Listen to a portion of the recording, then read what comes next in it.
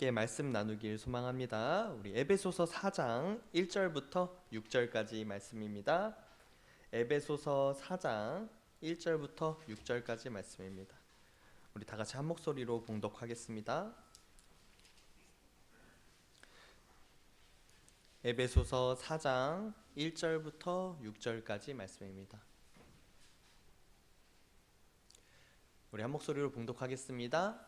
그러므로 주 안에서 갇힌 내가 너희를 권하노니 너희가 부르심을 받은 일에 합당하게 행하여 모든 겸손과 온유로 하고 오래 참음으로 사랑 가운데서 서로 용납하고 평안에 매는 줄로 성령이 하나 되게 하신 것을 힘써 지키라. 몸이 하나요 성령도 한 분이시니 이와 같이 너희가 부르심의 한 소망 안에서 부르심을 받았느니라. 주도 한 분이시요 믿음도 하나요 세례도 하나요 하나님도 한 분이시니 곧 만유의 아버지시라. 만유 위에 계시고 만유를 통일하시고 만유 가운데 계시도다. 아멘. 오늘은 하나됨의 부르심에 합당하게 행하라 라는 제목으로 함께 말씀 나누길 소망합니다. 우리가요 다들 이제 강조하지 않아도 우리 하나 되는 거, 그러니까 한 마음을 품는 거, 한 공동체가 하나됨으로 나아가는 게 중요하다는 것을 모르는 분은 아무도 없을 겁니다. 근데 그럼에도 불구하고 정말 이 성경 속에서뿐만 아니라 세상의 많은 단체에서, 심지어 우리나라에서 우리가 항상 많이 듣는 이야기가 무엇입니까? 우리가 한 마음으로 나아가야 된다, 우리가 한 뜻을 가져야 된다라는 이야기를 하는 것을 알 수 있습니다. 이것은 무엇을 뜻하겠어요?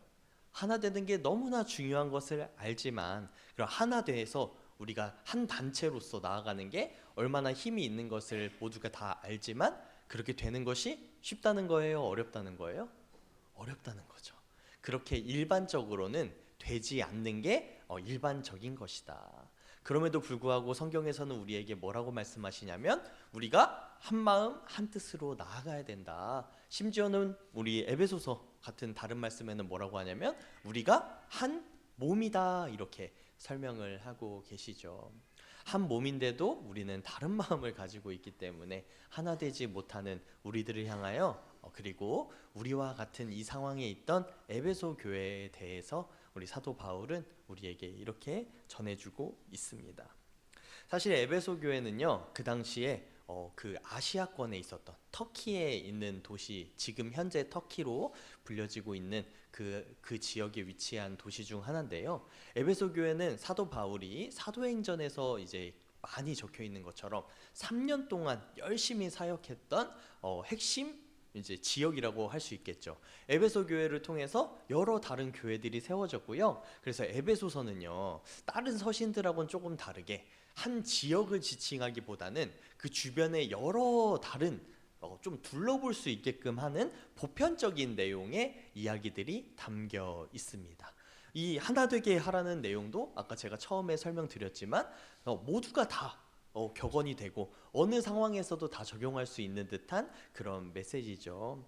특히 에베소 4장 1절에서 6절까지 말씀은요, 우리가 하나됨이 얼마나 중요한지, 그리고 어떻게 해서 하나가 되어야 하는지를 알려주는 말씀입니다. 우리 그리스도 안에서 하나됨은요, 교회가 원래 가져야 되는 가장 핵심적인 특성이고요, 교회가 세상에 하나님의 사랑을 나타내는 방법 중에 하나입니다. 오늘 우리가 함께 읽었던 에베소 4장 1절에서 6절은요, 그리스도인으로서의 삶이 어떠해야 하는지를 강하게 우리에게 알려주고 있습니다. 이 말씀을 통해서 우리는 하나님께서 우리에게 주신 하나됨의 선물을 어떻게 발전시켜야 하는지를 알 수 있게 되는 것이죠. 1, 2절에는 이렇게 적혀 있습니다. 그러므로 주 안에서 갇힌 내가 너희를 권하노니 너희가 부르심을 받은 일에 합당하게 행하여 모든 겸손과 온유로 하고 오래 참음으로 사랑 가운데서 서로 용납하고, 이렇게 알려주고 있습니다. 사도 바울은 갇힌 자라고 하는데요, 에베소서를 쓸 때 사도 바울은 어디에 있었던 것 같아요? 감옥에 갇힌 상태에서 편지를 쓰는 걸 알 수 있습니다. 에빌골빌 해가지고 우리가 옥중서신이라고 하는데요, 에빌골빌 이 네 가지 서신은요 다 사도 바울이 갇힌 중에 쓴 거예요. 감옥에 갇혀 있는데 편지를 쓸 때는요 두 가지 종류가 있겠죠. 자신이 외로워서 쓰는 거거나 아니면 어려운 상황 가운데서 쓰는 거니까 가장 중요한 이야기를 담고 있거나, 사도 바울의 이 편지는요 가장 중요한 것들을 이곳에 적혀 있습니다. 모든 겸손과 온유로 하고 오래 참음으로 사랑 가운데서 서로 용납하고 이렇게 적혀 있는데요. 우리가 합당하게 행한다는 것은 우리의 신앙의 고백에 따라 삶을 살아가는 것을 의미합니다. 그리스도인의 생활은요 당연하게도 겸손하고 온유 그리고 사랑으로 행해야 합니다. 우리가 살아가면서 어떻게 하면 우리의 믿음을 드러낼 수 있겠습니까? 세상 사람과 우리의 다름을 어떻게 드러낼 수 있겠습니까? 바로 그것은 우리가 하나됨의 모습을 통해서 나타낼 수 있습니다. 사실 저의 어린 시절의 고민은요, 제가 신앙인으로 본이 되어야 한다는 이야기를 많이 들었는데요. 근데 저는 어릴 때 별로 저는 뛰어난 사람이 아니라고 스스로 생각했습니다. 그냥 외모도 평범하고 내가 사는 생활이나 공부를 특출나게 잘했던 것도 아니고 그냥 평범한 인생인데, 내가 어떻게 하면 다른 사람한테 본이 될 수 있지? 내가 어떻게 하나님의 영광을 드러낼 수 있지? 하는 고민을 많이 했었던 것 같습니다. 근데 이것은 제 개인에 대한 문제잖아요. 우리 개인으로 해서 특출난 사람들은 무엇에 의해서 많이 좌지우지될까요? 물론 우리가 스스로 노력하는 것으로 많이 판가름이 나겠지만 많은 것에 있어서 재능으로 우리가 판가름 나는 것을 알 수 있습니다. 외모가 뛰어난 사람은 언제부터 뛰어났을까요? 외모가 뛰어난 사람들, 이렇게 말하니까 어떤 분은 수술을 한 다음부터 라고 이렇게 이야기를 하시는데요, 일반적인 경우는 수술을 하기 다음이 아니라 태어날 때부터 그렇게 태어나는 거죠. 우리의 삶은 대부분의 우리의 많은 것들이요 태어날 때부터 결정이 됩니다. 우리가 부모를요 우리가 선택했습니까? 아니죠. 우리 부모님도 태어날 때부터 정해져 있는 거죠. 제가 어렸을 때는요 저희 부모님이 어렸을 때가 아니라 20살쯤 됐을 때는 저희 어머니가 저한테 많이 꾸지람했습니다. 너희 형은 키가 너보다 저만큼 큰데 너가 키가 크지 않은 것은 네가 어릴 때부터 아침을 먹지 않아서 그렇다, 이렇게 하면서 꾸지람을 하셨는데요, 놀랍게도 하나님께서 이걸 아니라는 걸 증명해 주셨어요. 제 동생이 있는데 제 동생이 저와 키가 놀랍게도 똑같습니다. 제 동생은 저보다 훨씬 잘 먹고 잘 컸는데, 그래서 살은 많이 쪘지만 키가 똑같더라고요. 그럼 보면 뭐예요? 많은 학자들이 현대에 와서 이야기하는 것처럼 키는 유전이다 하는, 저는 그 말을요 믿기로 했습니다. 제 잘못이 아니라 키가 유전된다는 거. 그런 것처럼 우리의 외모도요 대부분의 것들은 태어날 때부터 결정이 되는 거죠. 물론 노력하면 조금 달라지는 것이 있습니다. 20살 때 제 사진을 여러분께 보여드리면 아마 깜짝 놀라실 거예요. 이 사람이 같은 사람이 맞나? 다행히도 나쁜 쪽이 아니라 좋은 쪽으로 제가 조금 지금 옛날보다는 지금 조금 더 낫거든요. 이제 관리를 하고 하면 우리가 더 나아지는 것이 있고, 우리가 노력을 하면 우리가 태어난 것에서보다 조금 더 발전하긴 하지만 많은 것들이 다 결정되어서 태어나진 건 우리가 부인할 수 없습니다. 그러면 우리 개인으로 하여금 다른 사람한테 본이 되는 것, 이것은요 쉬운 일은 아닙니다. 근데 우리가요 성경에서 말하는 우리가 본이 되라는 말씀은 우리 개인의 능력이 뛰어나서 사람들한테 박수를 받아라, 우리가 스스로 엄청나게 성공해서 그것들로 박수를 받아라 하는 것은 아닙니다. 성경에서 말하는 우리가 본이 되어야 한다는 것은요 오늘 말씀에 적혀 있는 것처럼 우리가 공동체 안에서 하나님의 말씀을 실천하면서 서로 사랑하는, 그리고 서로 용납해주고 겸손히 온유하게 사랑의 공동체를 만들어라 하는 것으로 우리가 알 수 있습니다. 이렇게 말하면요 어떤 사람들은 우리가 스스로 개인적으로 성공하는 것보다 조금 더 쉽겠네 생각하겠지만, 우리가 조금 시간을 지나서 살아가다 보면 우리가 하나됨을 위해서 본이 되는 공동체를 만들기 위해서 생활을 하다 보면 이게 스스로 노력하는 것보다 조금 더 어려운 일일 수도 있다는 걸 느끼게 됩니다. 내 마음이 그렇다고 해서 우리 옆 사람의 마음이 같을 수 있습니까? 제가 요즘에 이제 결혼할 나이가 돼서 그런지 이제 인터넷 유튜브를 보면 많이 결혼에 관한 그런 이야기들이 많이 있습니다.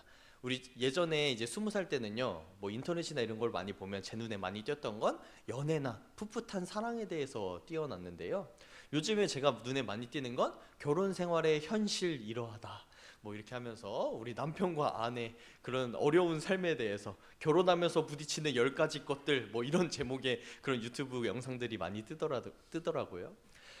우리 현실은요, 우리 사랑해서 결혼한 부부라고 할지라도, 우리 한 가족이라고 할지라도 살아가면서 서로가 다른 것을 느끼죠.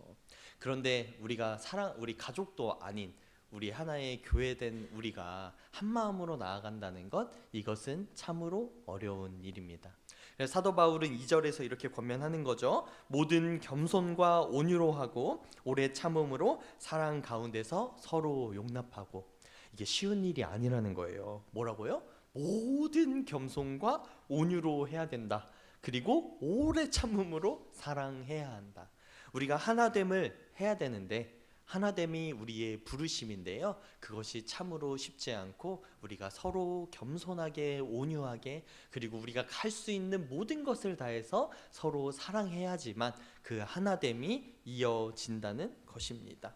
이렇게 이야기하면 이렇게 어려운 걸 우리한테 어떻게 시키시냐고, 이걸 우리 스스로 할 수 있는 거냐고 이렇게 말하는데요. 사도 바울도 아마 이런 고민을 했던 모양입니다.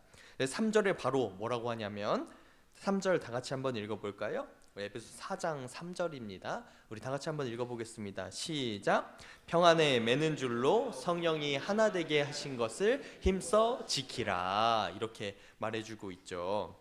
뭐라고 해요? 성령님을 우리가 누구라고 하죠? 보혜사, 우리를 도우시는 분, 우리를 하나님의 뜻대로 살아갈 수 있게 우리 곁을 지키시는 임마누엘의 하나님을 성령님이라고 표현하는데요.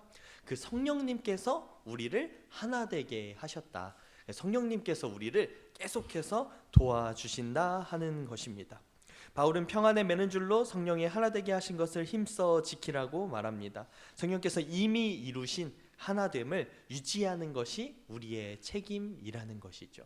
우리가 처음부터 이걸 만들어가는 건 너무 힘든 일인데요. 성령님께서 이미 우리를 하나 되게 하셨다. 성령님은 이걸 뭘 뜻하는 거냐면 성령님은 또 누구예요? 우린 삼위일체라고 고백을 하잖아요. 우리를 하나 되게 하는 힘은 이미 우리에게 주어졌는데 이미 우리가 하나인데 그 이유는 뭐냐면 예수 그리스도의 십자가 사건으로 말미암아 우리가 다 빚진 자 되고 은혜 받음으로써 우리가 한 소망을 가지는 하나가 되었다 하는 것입니다.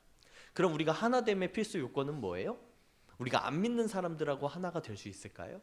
우리의 뜻이 다른 사람들하고 하나가 될 수 있을까요? 많은 사람들이 하나됨을 표현하니까 우리 안 믿는 사람하고도 하나가 되어야 돼 하면서 많이 용납해 주다가 안 믿는 사람들을 이해해 주다가 우리의 본질마저 흐트러지는 그런 일들이 있잖아요. 사실은 우리가 하나 될 수 있는 사람들은요 정해져 있습니다. 왜냐면 우리가 하나의 은혜를 받은 사람으로서 그래서 하나가 될 수 있기 때문이죠. 우리가 안 믿는 사람하고도 하나가 되면 너무 좋겠어요. 근데 그렇지만 하나가 되면 우리 스스로만 노력해서 되는 것은 아니죠. 우리가 하나 되고 싶다고 하나가 될 수 없는 거예요. 제가 어떤 사람이 너무 좋다고 해보세요. 너무 좋아가지고 우리 결혼합시다. 저 당신 너무 좋으니까 제가 당신을 너무 사랑하니까 우리 결혼해서 함께 살아야 돼요. 그런데 그 사람이요? 아니요, 저는 당신하고 결혼하고 싶지 않습니다. 이러면 어떻게 돼요? 제가 그냥 스토커가 되는 거죠.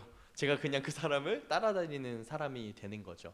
두 사람의 마음이 합해져야 우리가 결혼해서 한 가정이 되는 것처럼 우리가요 한 뜻, 한 은혜 받은 사람으로서 우리가 하나가 되어야 하는 것입니다. 이것을요 이미 주셨다는 것은 우리에게 이 십자가 사건이 왔다는 것이고 성령님께서 또한 우리를 계속해서 알려주시고 가르쳐 주신다는 것이지요. 우리는 교회 내에서 그리고 믿는 사람 사이에서도 여러 가지 우리 마음에 어려움이 있을 때가 있습니다. 사실 사람이 살아간다는 게 서로 악의를 품지 않아도요 그냥 서로 다르기 때문에 상황이 다르기 때문에 그리고 서로 보여지는 것이 다르기 때문에 우리가 알 수 있는 건 우리가 하나님처럼 모든 걸 다 아는 것이 아니기 때문에 서로 오해로 인해서 관계가 틀어지거나 우리가 서로 원망하게 되거나 다툼이 생기는 게 훨씬 많습니다. 그렇게 악한 마음을 품지 않아도 우리 안에는 서로를 용납하지 못하고 다투는 일이 생기는데요. 이럴 때 우리는 무엇을 해야 하냐면 성령님께 의지하고 하나님께 의지하면서 우리 자신의 마음을 생각하지 말고 하나님을 의지하는 마음이 필요하다는 것이지요. 성령님께서는요 우리가 세 가지로 나타낼 수 있습니다. 첫 번째로 여기서 하나됨을 이루시는 분, 그리고 이미 하나됨을 우리에게 주신 분, 이렇게 표현하기도 하죠. 두 번째는 평강에 매는 줄, 이렇게 이야기합니다. 성령님은 평화를 만드시는 분이라는 걸 알 수 있죠. 그리고 한 가지 더 있는데요, 하나됨을 이미 우리에게 주신 것처럼 계속해서 하나됨을 위해서 하나됨을 지키게 하시는 분, 우리를 가르치시는 분, 이렇게 그 역할을 이 말씀 속에서 살펴볼 수 있습니다. 우리는요, 우리의 연약함을 우리 스스로도 너무 잘 알고 있습니다. 내 마음도 내 뜻대로 되지 않는 것, 아무리 우리가 선한 마음을 품고 용납하려고 해도 잘 이해되지 않고 내 마음속에 악한 마음, 의심하는 마음 계속해서 생기는 걸 알 수 있습니다.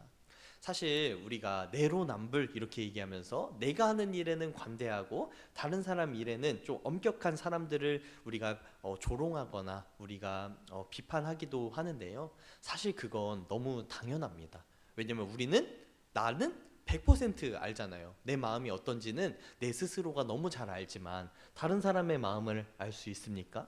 우리가 어제 서로 약속했지만 그 사람의 마음이 다른지는 우리 그 속을 들여다보지 못하기 때문에 다 알 수가 없는 것이죠.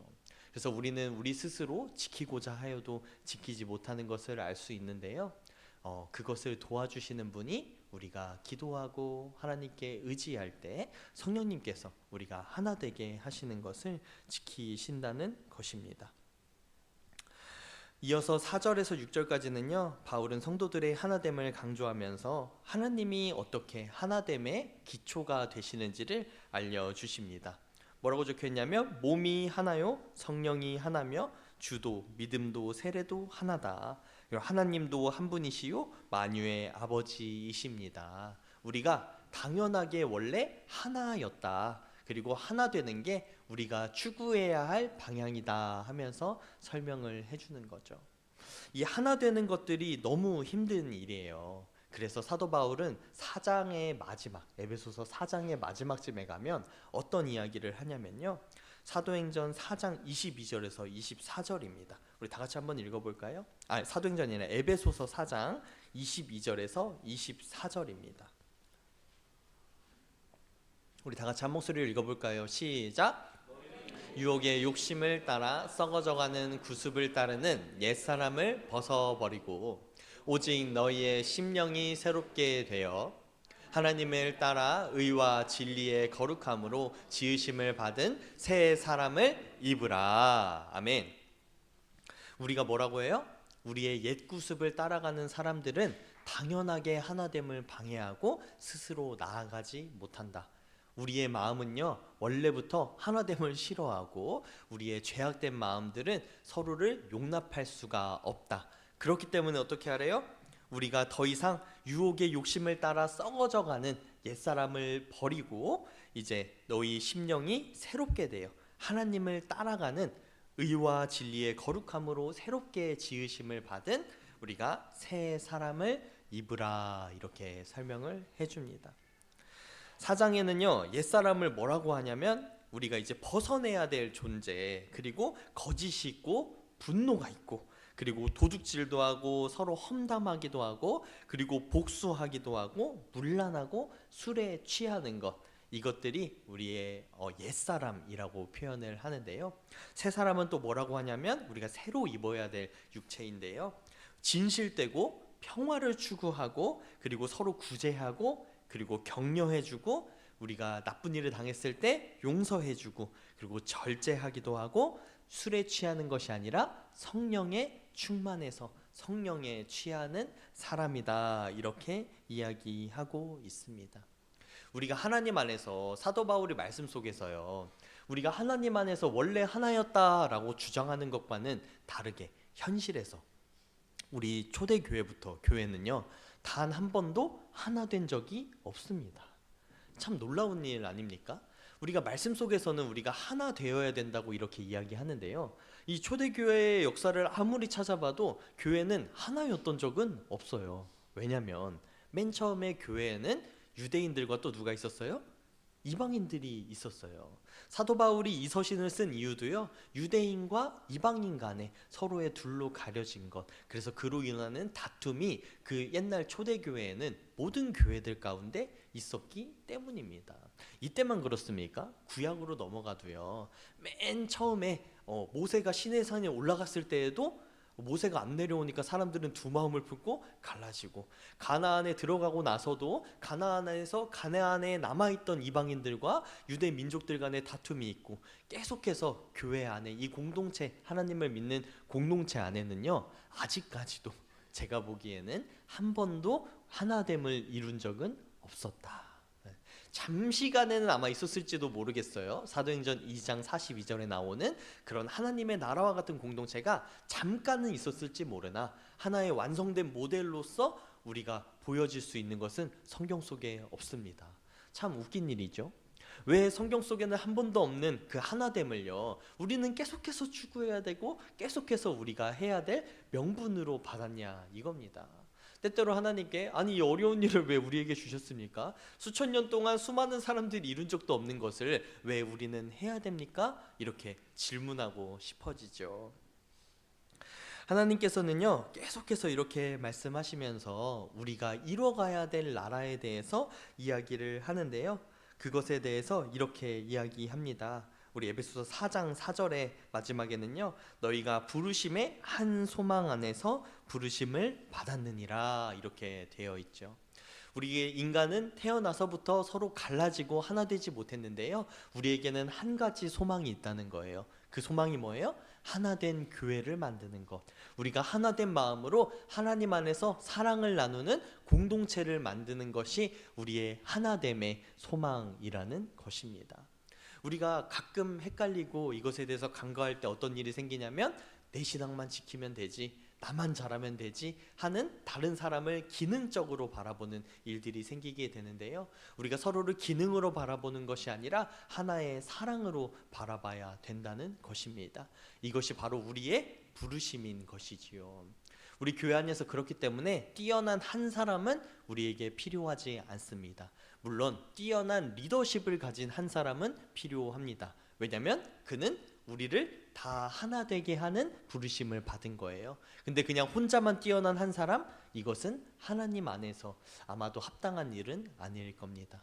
우리는요, 이렇게 하나의 부르심을 가지고 나아가는데요, 그 부르심을 우리가 오늘날 우리 교회 안에서도 계속해서 지켜야 되는 거예요. 이게 성경에서 말하는 우리의 부르심입니다. 성경 속에 각자의 부르심도 여러 가지 있죠. 각자의 역할도 다 있죠. 에베소서의 다른 말씀에서는 우리가 각자 다름도, 각자의 역할도 다르다 하면서 우리의 몸의 기능에 대해서 설명을 해주는데요, 이 몸의 기능에 대해서 각자의 역할이 있는 이유, 각자의 은사가 다른 이유도 뭐냐면, 우리가 하나됨의 부르심을, 우리가 그 소망을 이루기 위해서다, 이렇게 알려주고 있습니다. 우리 다음 주에는 우리 각자의 은사에 대해서 그 다름에도 우리가 하나 되는 것을 계속해서 알아볼 건데요, 오늘은 우리가 한 부르심이 무엇인지에 대해서 조금 더 살펴보길 소망합니다. 제가 이번에 소그룹 모임 첫 번째로 모이고 나서요, 사실 좀 자유를 드려가지고 각자 어떻게 하시는지 첫 주를 좀 보려고 했습니다. 그래서 이제 어떤 피드백을 드려야 되는지, 목자님들께 어떤 식으로 교육을 해야 되는지를 보고 싶었는데요, 제가 이제 한 주 하고 나서 이제 각각 이야기를 듣고 나서 제가 감동받았던 부분이 있습니다. 누가 이렇게 짜지도 않았는데, 아마 이전에 해봤어서 그러신지 몰라도 우리 세 소그룹 중에서 두 소그룹이 알아서 다음번에 모일 때는 우리가 이름을 정해오자, 이렇게 정하셨다는 거예요. 여러분, 이름이 뭔지 아십니까? 이름이라는 게 뭔지 아세요? 우리가 모르는 사람한테요, 이름을 물어봅니까? 관심 없는 사람한테 이름을 물어봅니까? 우리 이름이라고 하는 것은 우리 모두가 알다시피 그 사람에 대한 관심을 뜻합니다. 제가 이제 너무나 유명한 그 시가 하나 있습니다. 제가 전에도 한번 인용한 적이 있는데, 그 꽃, 김춘수 시인의 꽃이라는 시가 있잖아요. 내가 그 이름을 불러주기 전에는 그는 다만 하나의 몸짓에 지나지 않았다. 내가 그의 이름을 불러주었을 때 그는 나에게로 와서 꽃이 되었다. 내가 아무것도 정하지 않았을 때, 나에게 이름이 없었을 때, 그것은 그냥 하나의 정의되지 않는, 그러니까 나에게는 아무런 상관이 없는 몸짓이었는데 내가 불러주니까, 이름을 정해주니까 그게 비로소 나에게로 와서 내 것이 돼서 꽃이 되었다. 그래서 그 뒤에 보면 우리들은 모두 무엇이 되고 싶다. 너는 나에게, 나는 너에게 잊혀지지 않는 하나의 눈짓이 되고 싶다. 이렇게 표현을 하죠. 우리는 다 누군가에게 어떠한 존재가 되길 소망합니다. 그게 제 생각에는 우리 사람들이 아마 누군가 서로를 기대고 서로를 의지하는 마음이 있는 것 같아요. 다른 사람에게 관심 없는 사람, 제가 봤을 땐 지금까지 아무도 없었습니다. 우리 사람은요, 서로가 누군가에게 누가 되길, 서로에게 어떤 존재가 되길 소망한단 말이에요. 그런 것처럼 우리가 소그룹에서 이름을 정한다는 것, 이것은 이름을 정하는 순간 뭐가 되는 거예요? 나의, 우리의 소그룹이 되는 거죠. 이렇게 되면 이전과 느껴지던 그 소그룹이 정말 다르게 되는 내 소그룹이 되는 거예요. 저는 이제 어떤 이름이 정해질지가 너무 이제 기대가 됩니다. 그 이름이라는 건 또 그 사람의 정체성을 표현을 하잖아요. 제 이름이 있을제 어리석을 우자를 씁니다. 그래서 어리석음이 있다. 그래서 저는 이게 무슨 뜻인지 잘 모르겠어요. 저희 형은요, 제 현인데 어질 현자를 써서 있을제에 어질 현을 써요. 형은 어질라고 하고, 제 동생은 제 만인데요, 있을제에 가득할 만자를 씁니다. 그러니까 뭔가 가득해라 이렇게 하는데 제 이름만 어리석을 우자를 쓰는 거예요. 그래서 이게 무슨 뜻인가. 근데 사람의 이름대로 산다고 뭐 성경에서도 이제 이름을 통해서 그 사람의 인생을 표현하기도 하는데, 그래서 제가 조금 어리석어져야 되나? 아마 다른 의미로 이제 우자에 대해서 제 나름대로 의미를 생각해 보면 좀 겸손하게 살아라, 좀 겸손해져라, 좀 이런 의미가 있는 것 같은데요. 이처럼요, 우리 소그룹의 이름을요, 오늘 지으실 때 잘 지으셔가지고 우리의 정체성이 잘 드러나게, 누가 불러도 딱 그 사람을 봤을 때, 이 소그룹을 봤을 때 이런 소그룹이다 느껴질 수 있게끔 지어지길 주님의 이름으로 소망합니다. 우리들은요, 이렇게 새 사람이 되어서 나아가야 되는데요, 이 우리가 하나됨의 소망을 이루기 위해서는요, 딱 한 가지가 필요합니다. 이것은 뭐 사랑이라는 단어로 우리에게 알려져 있는데, 사랑이란 것을 조금 더 풀어서 말하면요, 오늘 이제 1일 기도회의 본문이었던 느헤미야의 이야기를 한 번 더 말씀드리고 싶어요.